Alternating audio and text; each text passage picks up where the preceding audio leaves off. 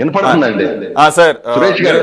మీరు Gowda corporation chairman గా కూడా ఉన్నారు కదా, మరి ఆయన ఏమో కులం కార్డు బయట తీస్తున్నాడు. మరి మీరు పార్టీలకు అతీతంగా మరి ఆ సామాజిక వర్గం నుంచి ఆయనకి అండగా నిలుస్తారా? మరి నిలబడమని ఆయన ఇండైరెక్ట్గా కాల్ ఫర్ చేస్తున్నాడు.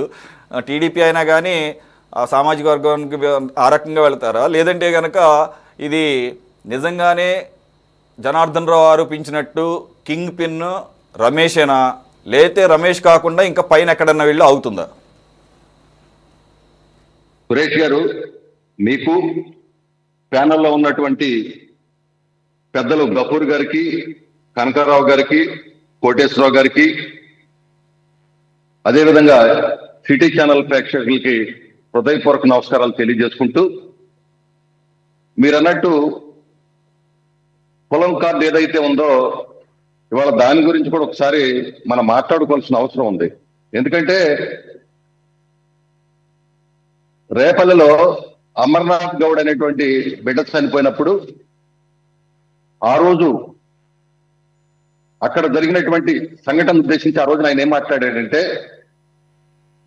పొలాలను తాకట్టు పెట్టమాకండి అనగానే సత్యప్రసాద్ గారు మీరు పొలం కూడు పెట్టిద్దా అని మాట్లాడటమే కాకుండా, ఇంకొక పక్క ఎవరైతే కుల సంఘాలలో ఇచ్చారో, ఏమయ్యా మీకేం పని అయ్యా, ఇదేంటి జరిగిన సంఘటన ఏంటి, మీకు ఇక్కడికి ఏం పని ఉందని వచ్చారని చెప్పి వాళ్ళు ఆ రోజున వార్నింగ్ ఇవ్వడం జరిగింది. ఆ రోజు జరిగిన సంఘటన ఒకసారి తలుచుకున్నట్టయితే, ఒక బిడ్డ, చిన్న బిడ్డ తన అక్కని ఏడిపెడుతున్నారని కంప్లైంట్ చేసినందుకు పట్టపగలు నడి రోడ్డు మీద మూట కట్టేసి పెట్రోల్ పోసి సమాజం సిగ్గుతో తలవంచుకుంది ఆ రోజున. ఆ విధంగా చేసినటువంటి సంఘటనలో ఆయన ఆ రోజున మాట్లాడినటువంటి మాటలు సత్యప్రసాద్ గారిని చాలా హేళనగా మాట్లాడారు. ఆయన వార్నింగ్ ఇచ్చినట్టు మాట్లాడారు సంఘాలకి. ఇవాళ ఆయన కష్టం వచ్చేపాటికి కులం కావాల్సి వచ్చింది, గౌడ కులం కావాల్సి వచ్చింది.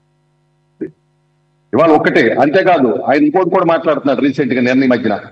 గౌతు శిరీష గారు, అదేవిధంగా అనగాని సత్యప్రసాద్ గారు, పొనకాళ్ళ నారాయణరావు గారు, మీకు ఆత్మాభిమానం లేదా, ఆత్మగౌరవం లేదా? ఎందుకంటే మీరు ఆత్మగౌరవం ఉంటే మాట్లాడాలి కదా. అంటే ఆత్మగౌరవం అంటే ఏంటండి? సాక్షాత్తు ఆనాడు మీ ముఖ్యమంత్రి ఆదేశిస్తేనా, లేకపోతే మీరు చంద్రబాబు నాయుడు గారి ఇంటి మీదకి వచ్చి దాడికి వచ్చారు అంటే ఆత్మాభిమానం అంటే అదా? ఆత్మగౌరవం అంటే అదా? కులం గొప్పతనం అంటే అదా? అంటే ఆ రోజున ఎవరి మెప్పు కోసం నువ్వు దాడి చేశావు?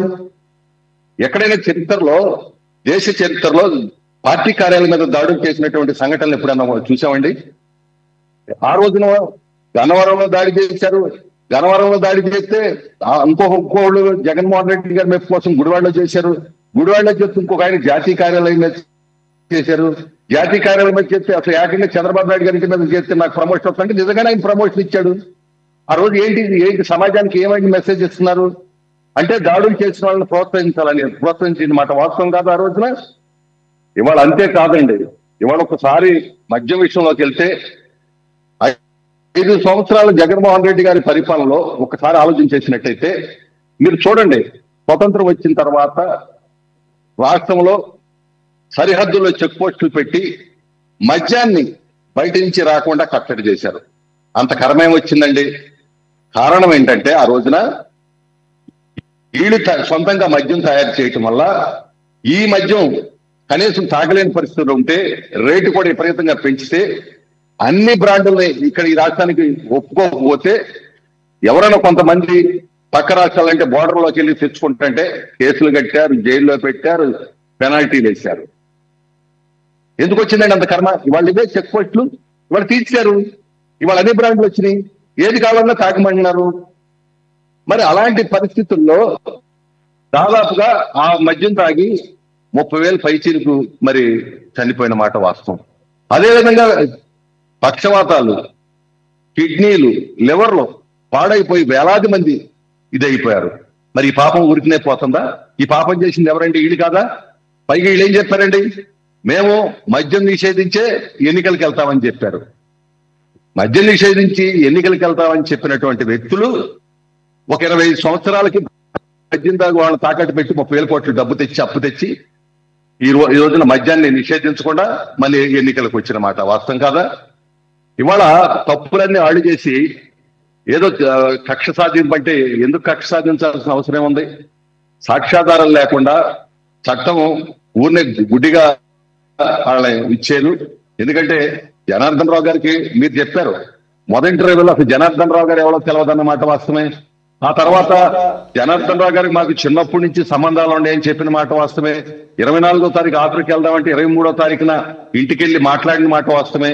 అదేవిధంగా డబ్బులు ఏ విధంగా ప్రతి నెల ఇస్తున్నారు ఏంటి అనేది కూడా అక్కడ ఖచ్చితంగా డిపార్ట్మెంట్ వాళ్ళు ఖచ్చితంగా ప్రూఫ్స్ అన్ని కూడా ఖచ్చితంగా పెట్టడం జరిగింది. ఇవాళ 5 సంవత్సరాల్లో గతంలో ఒక పాలసీ ఉండేది. ఏదో పాటలు పెట్టేవాళ్ళు, కొంతమంది గుత్తేదారులు వచ్చి పాట పాడుకునేవాళ్ళు, వాళ్ళు షాపులు మెయింటైన్ చేసుకునేవాళ్ళు, ఏదో ప్రభుత్వం మరి ఏ బ్రాండ్లు కావాలో అడిగేది, కమిషన్లు ఇస్తేది, అట్లా ఉండేది. అలా కాకుండా ఆ రోజున అన్ని కూడా రద్దు చేసి సొంత లెక్కరు కొంత మనుషులతో అమ్ముకుంటాం. అదేవిధంగా ఫోన్ పే లేకుండా ఓన్లీ క్యాష్ తో అమ్మి మొత్తం బడుగు బలహీన వర్గాలను దోపిడీ చేశారు. అలాగే సార్ గురుమూర్తి గారు వాళ్ళు స్ట్రాంగ్ గా చెప్తున్న ఒక రీజన్ ఏంటంటే సాక్షాత్తు అప్పుడు మాజీ ముఖ్యమంత్రిగా ఉన్న చంద్రబాబు నాయుడు గారి ఇంటి మీదకి వెళ్ళారు కాబట్టే దాని దృష్టిలో పెట్టుకునే అని చెప్పేసి ఈరోజు వాళ్ళ సతీమణి గారు కూడా మాట్లాడుతున్నారు. ఆవిడ కూడా చెప్తుంది ఏంటంటే ఆ రోజు వెళ్ళింది ఆయనకి ఆయన పేరు స్పీకర్ ఇప్పుడు స్పీకరు అప్పుడు మాట్లాడిన మాటల్ని మీద చర్యలు తీసుకోవాలని చెప్పేసి పార్టీ అధ్యక్షుడిగా ఉన్న చంద్రబాబు నాయుడికి రిప్రజెంటేషన్ ఇవ్వడం కోసం వెళ్ళిన దాన్ని ఆ రకంగా వెళ్ళినప్పుడు ఆయన కారు మీదే తిరిగి దాడి చేశారట. జోగి రమేష్ గారి కారు మీదే తిరిగి దాడి చేసింది కాక ఇప్పుడు ఆ ఇంటి మీదకి వెళ్ళినందుకు గాను ఈరోజు కక్ష సాధింపు చర్య ఒక పాయింట్. రెండోది, ఈయన ఏ తప్పు చేయలేదు కాబట్టే ఈ 16 నెలలు ఎక్కడా అరెస్ట్ చేసే పరిస్థితి రాలేదు. ఫస్ట్ వాళ్ళ అబ్బాయిని టార్గెట్ చేశారు, అది కూడా అక్రమమైన కేసే. అక్కడ కూడా జోగి రమేష్ ఎక్కడా దొరకలేదు. ఈ 16 నెలలు ప్లాన్ చేసి చివరికి దీంట్లో మొత్తానికైతే కక్ష సాధింపుగా అరెస్ట్ చేశారు అనేది వాళ్ళు చెప్పే వాదన. సురేష్ గారు, ఆ రోజున అధికారం ఉందని చెప్పి ఖండకావరంతో ఒక ప్రతిపక్ష నాయకుడి ఇంటి మీదకి జడ్కాకిరి ఉన్నటువంటి వ్యక్తి మీదకి ఏ విధంగా దాడి చేశారో ప్రపంచం అంతా చూశారు. ఆ రోజున దాడి చేయడానికి రాకపోతే గొడవలు సృష్టించారు. అక్కడికి వచ్చి వాళ్ళకి వచ్చినటువంటి బ్యాచ్ మొత్తం కూడా గంజాయి బ్యాచ్ వచ్చారు. ఏ విధంగా దాడి చేశారో ఆ రోజు మేము చూసాం. అదేవిధంగా జాతీయ కార్యాలయంలో దాడి అప్పుడు కూడా నేను ప్రత్యక్షంగా ఆ రోజు కూడా ఎంత బేభత్సం చేశారో నేను చూశాను. ఆ విధంగా వాళ్ళు దాడి చేయడానికి వచ్చిన వాళ్ళు తర్వాత కక్ష అంటారా, మా కక్ష ఉంది, వాళ్ళకి వ్యాపారం చేశారు, సొంత వ్యాపారం చేసుకున్నట్టు చేసి ప్రజల ప్రాణాలు తీశారు. కాబట్టి ఇవాళ ఇష్టం వచ్చినట్టు చేస్తారు కాబట్టి దాని మీద ప్రభుత్వం స్పందించింది, చట్టం తన పని చేసుకెళ్ళిపోతా ఉంది. అట్లా కక్ష అనుకుంటే ఉత్తరాంధ్రలో మొదలెడితే అచ్చెన్నాయుడు గారిని కనీసం ఆపరేషన్ చేసుకుంటే మొలలకి బ్లడ్ కారుతుంటే అక్కడ ఎక్కిస్తే కారులో ఇక్కడికి వచ్చే వరకు బ్లడ్ కారుతానే ఉంది. కరోనా టైంలో కూడా ఆయన్ని ఎన్ని చిత్రహింసలు పెట్టారో చూసాం. అదేవిధంగా అయ్యన్న పాత్రుడి గారి ఇంటికి వెళ్ళి గోడలు ఏ విధంగా పగలు కట్టేవరో చూసాం. కొల్లు రవీంద్ర గారిని ఏ విధంగా అక్రమ అరెస్ట్ చేశారో మేము ఆ రోజున చూసాం. అంత ఎందుకండి, గన్నవరం కేసులో మేము ఒక సామాన్య బీసీ కుటుంబం పుట్టిన మేము ఒక బీసీ బిడ్డకి దాడి చేశారని చెప్పి కేసు పెడతాక నేను వెళ్తే ఆ రోజు మా కారులు మొత్తం పగలు కొట్టేశారు. నేను ఉండ ఆ రోజున మొత్తం ఆ కార్యాలయం మొత్తం పగలు కొట్టేశారు. మా కారులు పగలు కొట్టి మా కార్యాలయం పగలు కొట్టి మా మీద కేసు పెట్టి మేము 15 రోజులు జైలుకి వచ్చామండి. రాజమండ్రి జైలుకి వెళ్ళి వచ్చాం. ఏ పాపం చేసాం మేము? చిన్నప్పటి నుంచి కూడా ఒక సోషల్ వర్కర్కి వచ్చి రాజకీయాలు. గురుమూర్తి గారు, నేను మీ నోటి నుంచి చెప్పించడానికి అడిగాను తప్ప బుద్ధున్నోడు ఎవరికైనా కానీ అక్కడ తెలుస్తుంది. ఆ విజువల్స్ ఇప్పుడు కూడా కావాలంటే మనలో వేద్దాము. కరకట్ట అంటే చాలా చిన్న లైన్, ఆయన ఉండే ఇల్లు, దాని మీద 100 కార్లు పొలోమంట వెళ్ళి చంద్రబాబు నాయుడు లోపల దాక్కుంటా బయటికి రాని ఛాలెంజ్లు చేసి ఇప్పుడేమో ఈ రకమైనటువంటి కవరేజీలు ఇస్తుంటే ఎవడు చిన్నపిల్లడు కూడా నమ్మడు. కానీ ఒకటి సార్ కనకారావు గారు,